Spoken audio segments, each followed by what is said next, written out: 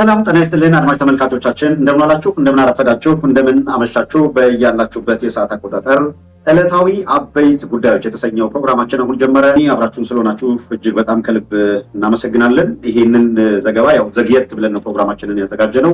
በሌላ ስራ ጉዳይ አሁን ስቱዲዮ አይደለም የምገኘው ካለሁበት ቦታ ሆኜ ነው ፕሮግራሙን ጆይን እያደረኩ ያለሁት።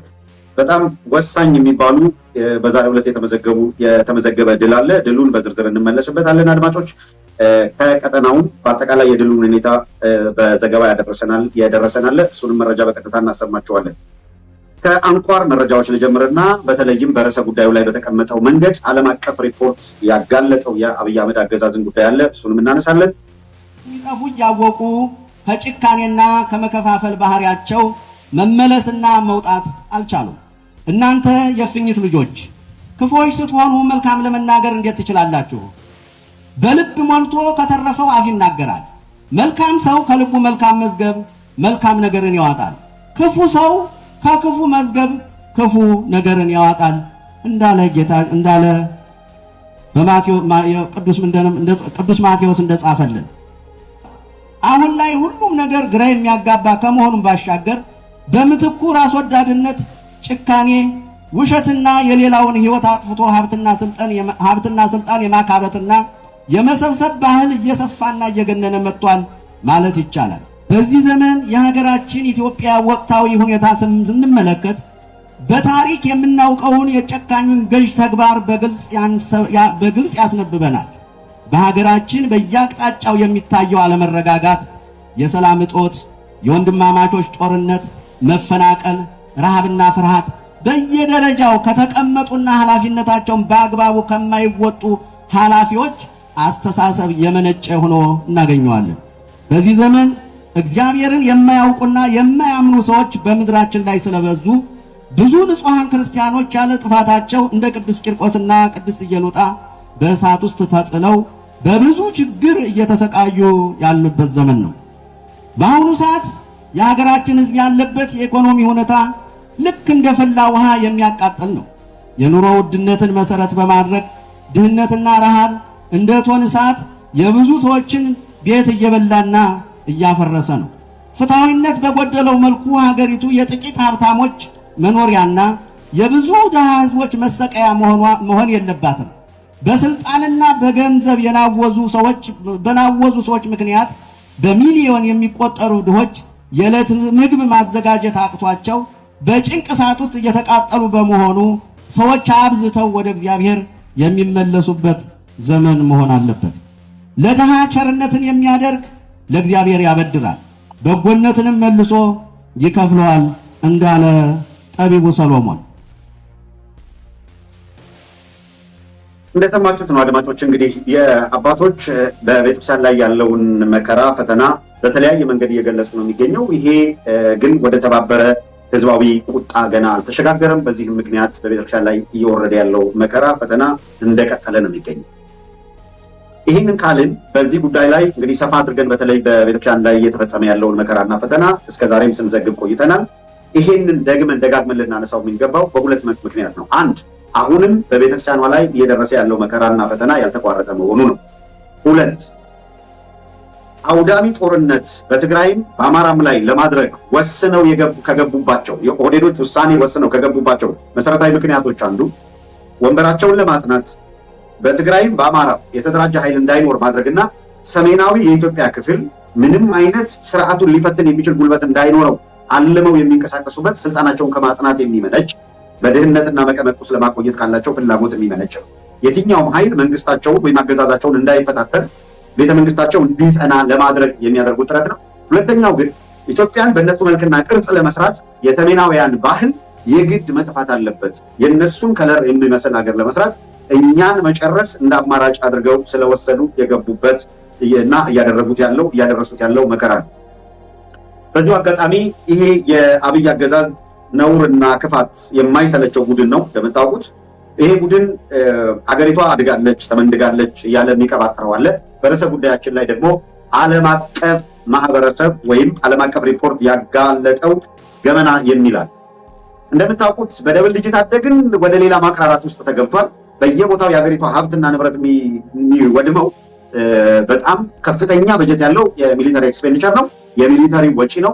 ከታወቀ እና በይፋ ከተያዘው በጀት ውጪ ለሌሎች ተቋማት ወይም ለሌሎች መስሪያ ቤቶች የተያዘ በጀት ጭምር እየታጠፈ ወደ ሚሊተሪ በጀት እንዲሄድ ነው የተደረገው። አሁን ደግሞ ከትላንት በስቲያ በፕሮግራማችን በደንብ በዝርዝር እንደሄድንበት አብይ አህመድ ሪፖርት አድርጓል።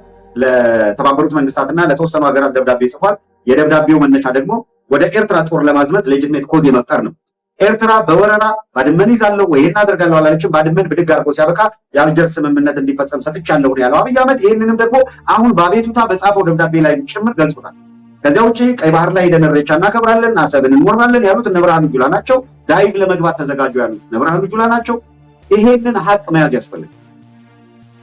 ከዚህ ቀደም አብይ አህመድ ካስታወሳችሁ የኢህአዴግን ዘመን የደርግንም ዘመን የጃንሆይንም ዘመን ጭምር ጠቅሶ ኢትዮጵያ ተንኳሽና ሌሎች ሀገሮች ከጎረቤት ሀገሮች ጋር በጸብ ውስጥ የኖረች አስመስሎ ሲያቀርብ ነበር። ከሱዳን ጋር እሱ ወዳጅነቱን ለማጠናከር ሱዳኖች እና ሶማሊያ የመቋዲሾ ሶማሌ ማለት ነው ሄዶ ሲያነጋግራቸው እሱ የኢትዮጵያ ገዢ ነኝ የኢትዮጵያ መሪ ነኝ እያለ ግን ያደረገውን ንግግር እናስታውሳለን። ምንድን ነበር ያለ? የከፋፈለን ያፈረሰን የኢትዮጵያ መንግስት ነው አሉኛልና ራሱን ግን ቅዱስ አድርጎ የቀደመው የኢትዮጵያ መንግስት የኢትዮጵያ ጉዳይ እስከያዘ ድረስ የኢትዮጵያ መንግስት ተብሎ ሊጠራ ይገባል የሚለውን አላሳሰበም። ኦህዴዶች ያለፈውን ሁሉ ጨለማ ማድረግና ሀገሪቱን በእነሱ መዳፍ ስር መጣል ስለሚፈልጉ ክስ ነው ያቀረቡት፣ ውንጀላ ነው ያቀረቡት። ይህንን ክሳቸውን ይህንን ውንጀላቸውን ኢትዮጵያን በሙሉ የጨለማ ዘመን አድርገው የሚከሱ የእኛ አይደለችም ይላሉ። እንደገና መለስ ብለው ደግሞ እኛ ነን የሰራናት ይላሉ። እንግዳ ሁነን የመጣ ነው በቂ ነው የገዛችሁን ይላሉ። እንደገና መልሰው ደግሞ እኛ እንግዳ አይደለንም ግን የሀገሩ ባለቤት ነን ይላሉ። የሀገር ባለቤትነት ጥያቄን ከደረሰበት ቦታ ማንሳት ይችላል እንጂ አሁን እነ አህመዲን ጀበልም አዲስ ዲስኩር ይዘው መጥተዋል። በግድ የሌለ ታሪክ ለመፍጠር በኢትዮጵያ የኦርቶዶክስ እምነትን በተመለከተ ድንቁርናው ይሄ ዘመን ሰው የሚያነብበት ዘመን ነው። የዓለም ታሪክ ምን ይላል የሚለውን ማየት ነው። መጽሐፍ ቅዱስ በመጀመሪያው ክፍለ ዘመን ተጽፏል። ከ40 ጊዜ በላይ የኢትዮጵያን ስም ታገኙታላችሁ። አህመዲን ጀበል ክርስትና ወደ ኢትዮጵያ የገባው በ313 በፍሬምናጦስ ዘመን ነው እያለ ያላዝናል። ባኮስን ማንሳት አይፈልግም። መጽሐፍ ቅዱስን ማንሳት አይፈልግም። በዘመኑ የስቴቱ ሪሊጅን የመንግስት ሃይማኖት መሆኑን ማንሳት አይፈልግም። ጥቂቶች ተቀብለውት ነበር ይላል። አስተውሉ፣ ጥቂቶች ተቀብለውት ነበረ። በመንግስት ደረጃ ተቀባይነት አግኝቶ የስቴቱ መንግስት አንዳንድ ጊዜ ይመጡና ፌር አይደለም ፍትሃዊ ባልሆነ መንገድ የስቴት ሪሊጅን ሆነ ኦርቶዶክስ ይላል። ኦርቶዶክስ የስቴት ሪሊጅን ሲሆን እናንተ የላችሁም፣ ኢትዮጵያ ምድር ላይ የላችሁም አላቸው። መሬት ላይ ያለው ፋክት እሱን ነው የሚያሳየው። ነቢዩ መሐመድም ሂዱ ብለው መልእክተኛቸውን ሷሃባዎቻቸውን ሲልኩ ወደ ክርስቲያኖች ሀገር ወደምትሆን ቅን የክርስቲያን ንጉስ ወዳለበት ሂዱ፣ እንግዳ ሁነው እንዲሄዱ ነው የነገራቸው። መጠለያ እንዲጠለሉ ነው የነገራቸው። አይ ክርስትናም ተሰዶ ነው የመጣው አለ። ተሰዶ አልመጣም ክርስትና። መንፈስ ቅዱስ ወዶ ፈቅዶ ፊልጶስን ጋዛ ሰዶት ጃንደረባውን በጋዛ አጥምቆ የመንግስት ባለስልጣን የዘመኑ በጅሮን ወይም ገንዘብ ያዥ ወይም አሁን የፋይናንስና ኢኮኖሚ ልማት ሚኒስትር እንደምትለው ነው። ያ ሚኒስትር በመንፈስ ቅዱስ ተጠምቆ መጣ። የመንግስት አመራሮችን ተጠምቆ የመጣበትን ሃይማኖት በተመለከተ ነገራቸው። ለምን ተጠመቀ? ሲያነብ የነበረው የብሉይ ኪዳን ዘመን መጽሐፍ ነው። እነ አህመዲን ሊነግሩ አይፈልጉም። ተሰዶ የመጣ ነው ይላል ከክርስቶስ ልደት በፊት። እንግዲያው ተሰደው መጡ ካልክ ስለ አክሱም ዘመን ለምን አታወራም? ከክርስቶስ ልደት በፊት ከውጭ ነው የመጣው ክርስትና ካልክ እንቀበል። ከውስጥ ነው የመጣው። ታቦተ ጽዮን የመጣችበትን ዘመን ለምን አታወራው? ተድባበ ጽዮን እኮ አለች። አሁን አማራ ሳይንት ላይ ተድባበ ጽዮን አለች። ከክርስቶስ ልደት በፊት የኦሪት መስዋዕት ይሰዋበት የነበረ እግዚአብሔር አምላክህ አንድ ነው የሚባለውን አምነው የተቀበሉ የአብርሃም አምላክ፣ የይስሐቅ አምላክ፣ የያዕቆብ አምላክ፣ የእስራኤል አምላክ ብላ እግዚአብሔርን የምታመልክ ነበረች ይቺ ሀገር ኢትዮጵያ። ለዛውም ኢትዮጵያ ታበጽ እደዊሃ ሀበ እግዚአብሔር፣ ኢትዮጵያ እጆቿን ወደ እግዚአብሔር ትዘረጋለች ተብሎ የተጻፈላት እኮ በነ ቅዱስ ዳዊት ነው። በአምስተኛው ክፍለ ዘመን የተነሱት ነቢዩ መሐመድ እንኳን ዳዊትን እኮ ዳውድ ይሉታል። የመጽሐፉ ባለቤት ይላሉ እኮ ክርስቲያኖች። እና አህመዲን ጀበል ሊነግሩ አይፈልጉም። ታሪክ ለማዛባት ነው የመጡት። ስለዚህ የ200 ዓመት መቀዳደም ነው በእኛ መካከል ያለው ይላል። የኢትዮጵያ ክርስቲያን ጁዶ ክርስቲያኒቲ ነው። ቢመርህም ተቀበለው፣ ቢመርህም ዋጠው። በብሉይ ኪዳን ዘመን ነው ኢትዮጵያ እጆቿን ወደ እግዚአብሔር ትዘረጋለች ተብሎ የተጻፈው። ኢትዮጵያዊ ኢትዮጵያዊነቱን ነብር ሽንጉርጉርነትን አይቀይርም የተባለው በብሉይ ዘመን ነው። እናንተ ኢትዮጵያውያን እናንተ እስራኤላውያን ለኔ እንደ ኢትዮጵያ ሕዝብ ናችሁ ተብሎ በመጽሐፍ ቅዱስ የተጻፈው በብሉይ ዘመን ነው። ክርስቶስ ከመወለዱ በፊት ፊልጶስ የተጠመቀበት እንኳን 34 ዓመተ ምህረት ነው። ፍሬምናጦስ የመጡበትን 313 ሊነግር ይፈልጋል። ከግብጽ ጳጳስ ይመጣ ነበር የሚለውን ተቀጽላ የተለየ ትርጉም ሰጥቶ ሊያመጣው ይሞክራል። ግብጽ የክርስቲያን ሀገር እንደነበረችና የሙስሊም የወታደራዊ አብዮት ክርስቲያኑን እንዳጠፋው ግን አይነግርም።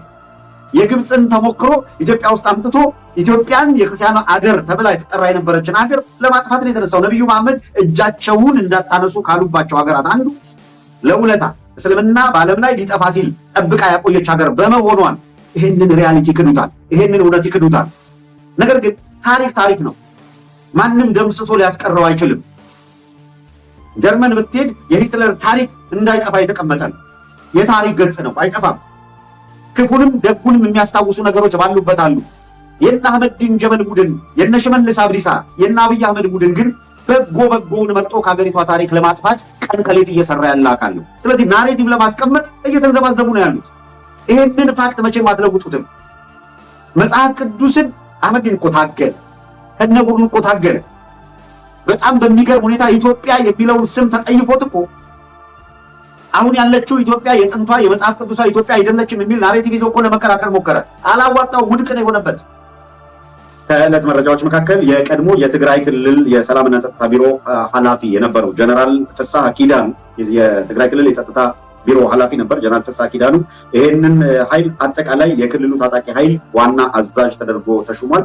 ለተወሰነ ጊዜ ይሄ የዋና አዛዥነት ሚና ትግራይ ክልል ላይ ክፍት ሆኖ ነው የቆየው። ምክንያቱም ደግሞ ጀነራል ታደሰ ወረደ ነበረ የጊዜያዊ አስተዳደሩ መሪ፣ እንደገና ደግሞ ወታደራዊ አዛዥም ስለነበረ ከጀነራል ታደሰ ወረደ ከጊዜያዊ አስተዳደርነት መነሳት በኋላና ቀደም ሲል ከቀዳሚ ጦርነት በፊት የነበረው የትግራይ ምርጫ ተካሂዶ ምክር ቤት ተመስርቶ የነበረው ምክር ቤት ወደ ቦታው ከተመለሰ በኋላ አዲስ አስተዳደር ስርዓት መስርተዋል።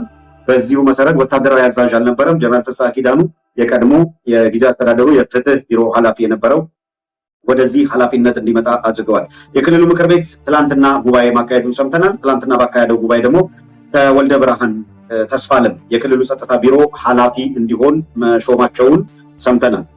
ሌላውና ሁለተኛው መረጃ ኢሰመጉ የኢትዮጵያ ሰብአዊ መብት ጉባኤ ያወጣው ሪፖርት ነው። የኢትዮጵያ ሰብአዊ መብት ጉባኤ የኦሮሚያ ክልል መንግስት የታጠቁ ቡድኖች በምስራቅ አርሲ ዞን የሚያደርሱትን ሃይማኖት መሰረት ያደረገ ጥቃት መቆጣጠር ካልቻለ የፌዴራሉ መንግስት ጣልቃ ሊገባ ይገባል የሚል ጥያቄ ነው ያቀረቡት። ይሄም ተደጋጋሚ ሞት ከመምጣቱ ጋር ተያይዞ ነው። ኢሰመጉ በአገር ውስጥ የተመዘገበ የመብት ተሟጋች ድርጅት ነኝ የሚል ስለሆነ ከኢሰመጉ ሊጠበቅ የሚችለው እንዲህ ያለው ሪፖርት ነው። ነገር ግን ሪያሊቲውን ፌስ ለሚያደርግ ደግሞ ሌላ ሰው የሽመልስ አብዲሳ አስተዳደር አቅዶ ይህንን የዘር ማጥፋት ወንጀል እየፈጸመ ያለ አካል ነው። ያንን ሊከላከሉ የሚችሉ አካላትንም ጭምር ለምሳሌ ሻሸመኔ ላይ ያ ሁሉ ጥፋት በደረሰበት ጊዜ የሻሸመኔ ከንቲባ በህዝብ ላይ እልቂት እየተፈጸመ ነው፣ ዘርን መሰረት ያደረገ ሃይማኖትን መሰረት ያደረገ ጥቃት እየተፈጸመ ነው ብሎ ለሽመልስ አብዲሳ ሲነግረው የሚያገባ ነገር የለም አርፈተኛ የሚል መልስ ነው የሰጠው። በኋላም ደግሞ እንደምታውቁት ይሄው ከንቲባ ለምን ህዝብ ላይ ጉዳት ይደርሳል ያለ ከንቲባ ነው ወደ እስር ቤት እንዲጋዝ ያደረጉት። የሆነ ሆኖ ኢሰመጉ በተወሰነ ደረጃ በሪፖርቱ ካካተታቸው ነገሮች በቁጥር ትክክለኛው ፋክቹዋል የሆነ ነንበር ባይኖራቸውም እንኳን በዞኑ ለሚፈጸም ታጣቂ ሰብአዊ መብት ጥሰቶች ሆን ተብለው እየተፈጸሙ እንደሆነና በቸልተኛነት ወይም በግዴታ በግዴለሽነት ኃላፊነታቸውን ያልተወጡ የመንግስት ኃይሎች ተጠያቂ ሊሆኑ ይገባል የሚል አቤቱታ አዘል ጥያቄም አቅርበዋል። ይሄም ጉዳዩን ወይም ደግሞ የዘር ፍጅቱን እየፈጸመ ያለው ራሱ መንግስት የሚባለው ተቋም እንደሆነ የኢሰመጉ አመራሮች ወይም ሪፖርት አዘጋጆች ጠፍቷቸው እንዳልሆነ ግልጽ ነው። ምክንያቱም ህብረተሰቡ ራሱ ነው፣ ሽመልስ አብዲሳ የሚመራው ነው። መንግስት የሚባለው የወረዳው የዞን አመራሮች በተቀናጀ ሁኔታ ነው ይሄንን ወንጀል የሚፈጽሙብን የሚለውን በስፋት ገልጸውታል። አሁን እንኳን ሀዲያ በቅርቡ ስልጤ ዞን ማነው በሀዲያ ዞን ሆሳና ከተማ ዋና ከተማው ላይ የማዕከላዊ ኢትዮጵያ ክልል ተብሎ ያው ሶስት ቦታ ከፍሎታል። ደቡብ ክልል ማዕከላዊ ኢትዮጵያ የሚባለው እንደሻው የሚባለው የሚመራው የክልሉ ዋና መቀመጫ የሀዲያ ዞን ዋና መቀመጫ በሆነው በሆሳና ኦርቶዶክሳውያን በገጀራ ሲጨፈጨፉና ቤተክርስቲያን እንዲፈራርስ ሲደረግ ይሄ ሲመራ የነበረው የጸጥታ ዘርፍ ኃላፊ እንደሆነ ይታወቃል። በየደረጃው ከአብይ አህመድ ጀምሮ ቤተክርስቲያን ብታቃጥሉ ችግር የለውም፣ ግን አንድ አይደለም። አንድ ተቃጥሎ እሱ ቢቀር ኑሮ ችግር የለም። መስጊድም አንድ ቢሆንና እሱ ተቃጥሎ ቢሆን ችግር የለም ይላል። ነገር ግን እናንተ አንድ ስታቃጥሉ እነሱ 10 ስለሚሰሩ በዚህ መንገድ አይደለም በሌላ መንገድ ነው መሄድ ያለብን የሚለው እናስታውሳለን። ይሄ ማለት ደግሞ እንደ ሀጂ ቱፋ ያለው በመሪነት በማምጣት በሙስሊሙ ላይ፣ በኦርቶዶክስ ላይ ደግሞ እነ ሳዊሮስን በማምጣት እና ሌሎች ኃይሎችን በመሰግሰግ ቤተክርስቲያኗን እጅ ከወርች አስሮ ለምን እንገደላለን ብለው እንኳን እንዳይናገሩ ያደረገ ነው። ፓትርያርኩም ሌሎች ጳጳሳት ያው የሚያደርጓቸው ንግግሮች አሉ፣ ቁጣቸውን የሚገልጹ አሉ፣ ሀዘናቸውን የሚገልጹ አሉ። ነገር ግን ይሄ ቁጣ አጠቃላይ ምዕመኑን አስተባብሮ ለነጻነት ትግል እንዲቆም የሚያደርግ አይደለም። ቤተክርስቲያኗን ከጥፋት ለመታደግ መከፈል ያለበትን መስዋዕትነት ከፍለው ቤተክርስቲያኗን ከችግር እንድትወጣ ለማድረግ አመራር የሚሰጥ አካሄድ አይደለም። እጅግ እሱ አሳዛኝ ነው። ኢሰመጉ በሪፖርቱ ላይ ከ2010 ዓ.ም እስከ ሚያዝያ 2018 ዓ.ም ይልና በጣም የቁጥር ችግር እንዳለበት ሆኖም ግን ቁጥር ችግር እንዳለበት ማለት ከደረሰው ጉዳት አንጻር እኛ ጋር እንኳን በዝርዝር ከያዝነው መረጃ በየጊዜው ባለም አቀፍ ዜናዎችም ሪፖርቶችም ከተካተተው አንጻር ቁጥሩ ዝቅተኛ ቢሆንም ቢያንስ ግን በዚህ ደረጃ አቅርበውታል። እንዲህ ይላል ሪፖርታቸው ኢሰመጉ። አዲስ በወጣው ልዩ ሪፖርት ተዘርዝሮ ከቀረቡት ነጥቦች መካከል ኢሰመጉ ከሸርካ ወረዳ 116 ኦርቶዶክሳውያን የተገደሉ ናቸው። አስተውሉ። ሸርካ ወረዳ 116 ኦርቶዶክሳውያን የኦርቶዶክስ እምነት ተከታዮች፣ ከሮቤ 47፣ ከሙኒሳ ወረዳ 19፣ ከሆንቆሎ ዋቤ ወረዳ 20፣ ከጀጁ ወረዳ 101፣ ከጉና ወረዳ 26፣ ከኖኖ ጃዊ በአንድ ቀን 16፣ ከመርቲ ወረዳ 117፣ ከሲሬ ወረዳ 3፣ ከአሰኮ ወረዳ 5 ሰዎችና 4 ሚሊሻን ጨምሮ በአንድ ጊዜ በተለያየ ጊዜ ጭፍጨፋ የተከናወነባቸው ስለመሆናቸው በመዘርዘር ይሄ ጭፍጨፋ ዘርን መሰረት ያደረገ ሃይማኖትን መሰረት ያደረገ ጭፍጨፋ ስለሆነ ያልተቋረጠም ስለሆነ የዞን አመራሮች ወይም ኃላፊዎች በእነዚህ ወንጀል የተፈጸመባቸው ተጠያቂ ሊሆኑ ይገባል የሚል ጥያቄ ነው ያቀረቡት። የዞኑማ በአፈጻጸም እኮ አሁን ድንቁርናቸው ነው ሊገባኝ አልቻለም። አንዳንዶቹ ራሳቸውን የሚያሞኙበት ነገር ነው። ፍርሃታቸው ሪፖርታቸውን ቄጤማ ሲያደርገው ታያላችሁ። ለምሳሌ እንውሰድ። የዞኑ የወረዳው ምናምን አመራር ተጠያቂ ይሁን ይላሉ። አሁን የህዝብ ብሶት እየሰማ ከሆነ ኢሰመጉ በሀዲያ ዞን ሆሳና ከተማ ላይ ለተፈጸመው እልቂት ህዝቡ በነቂስ ሰልፍ ከወጣ በኋላ ምን ብሎ ነው ጥያቄ ያቀረበ? የጸጥታ ዘርፍ ኃላፊው የጸጥታ ቢሮ እጁን ከቤተክርስቲያናችን ላይ ያንሳ የሚል ጥያቄ ነው ያቀረቡ። ራሱ በሚሰጠው አመራር እንደተገደሉ እየተናገሩ ነው። የእናት ሆድ ቀደው ልጁን ከሽሉ አውጥተው ሲጥሉ ያየች እናት፣ ይሄ ቪዲዮ አለ። የወረዳው የዞኑ አመራሮች ናቸው አመራር እየሰጡ ይሄንን ያስገደሉን ያስፈጁን፣ የመከላከያ ሹማምንት በቦታው ሆነው ጉዳዩን ያስፈጽሙ ነበር ማለቷን ታስታውሳላችሁ። ስለዚህ ለቤተክርስቲያን የስደት ዘመን ነው፣ የመከራ ዘመን ነው። በየቀኑ ቀጥሏል። በአርሲም ቀጥሏል። በሌሎችም ቦታዎች አሁንም ግድያና ቤተክርስቲያን ማቃጠልና ማፍረስ እንደቀጠለ ነው።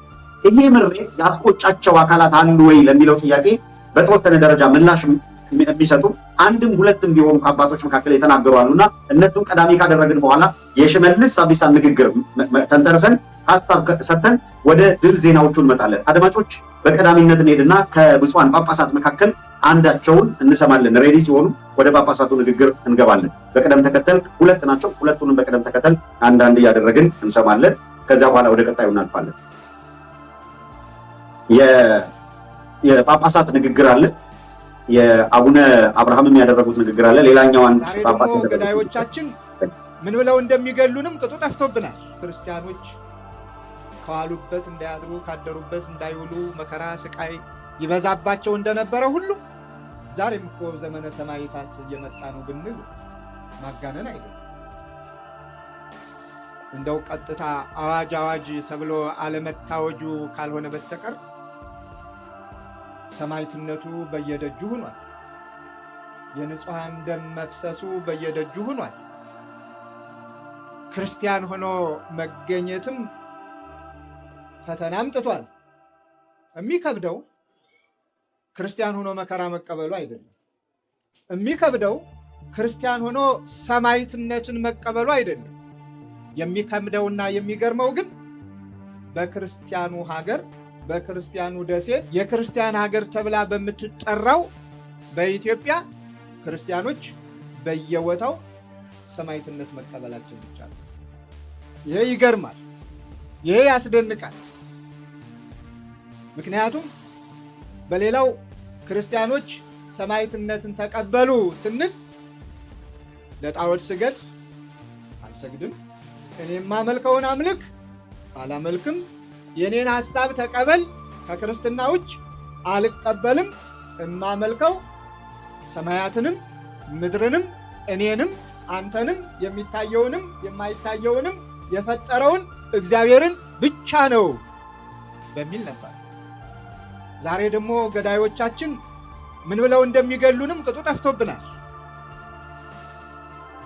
በኢትዮጵያ ምድር የክርስቲያኖች መሞት የክርስቲያኖች ሰማዕትነት መቀበል ምን ብለን ስም እንደምናወጣለትም ለኔ አልገባኝም።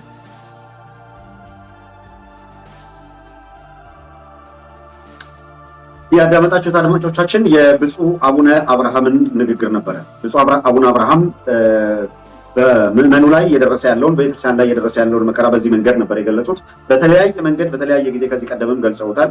ነገር ግን ይሄ ሊያባራ ያልቻለ ግድያ ቀጥሏል። በየዘመኑም ደግሞ እንዲህ ነው ያሉ እየተናገሩ ማለፍ ሆኗል። ካልተናገሩት ይልቅ በእጅጉ የሚልቁት የተናገሩት ናቸው። የተሻለ ነገር አድርገዋል። ነገር ግን እያንዳንዱ ምዕመን ኃላፊነቱን ካልተወጣ ከዚህ ቀደም በተለይ ብፁዕ አቡነ ጴጥሮስ የኒውዮርክና አካባቢው አገረ ስብከት ሊቀ ጳጳስ እያንዳንዱ ሕዝብ ከጳጳሳትም ከየትኛውም አባት ከየትኛውም መዋቅር መጠበቅ ትቶ እያንዳንዱ ለቤተክርስቲያን ራሱ ዘብ ካላደረገ በቀር ይሄ ፍጅት ሊቆም አይችልም። እኛ መሞት ሰለቸን፣ እነሱ ግን መግደል አልሰለቻቸውም። መግደል የሚሰለቻል እኮ እንዴት እስከዛሬ ድረስ አልሰለቻችሁም በሚል ምሬታቸውን የገለጹበት ወቅት እንዳለ እናስታውሳለን። ሌላ አንድ አባትም እንደዚሁ ከኢትዮጵያ በአንድ በዓል ላይ በመገኘት በበዓሉ ላይ ያደረጉት ንግግር አለ። ህመማቸውን ቤተክርስቲያን ላይ እየደረሰ ያለው መከራ፣ ፈተና፣ አሰቃቂ ሁኔታን በተመለከተ የገለጹበት አለ። ሬዲ ከሆነ ወደ እሱ እናልፋለን።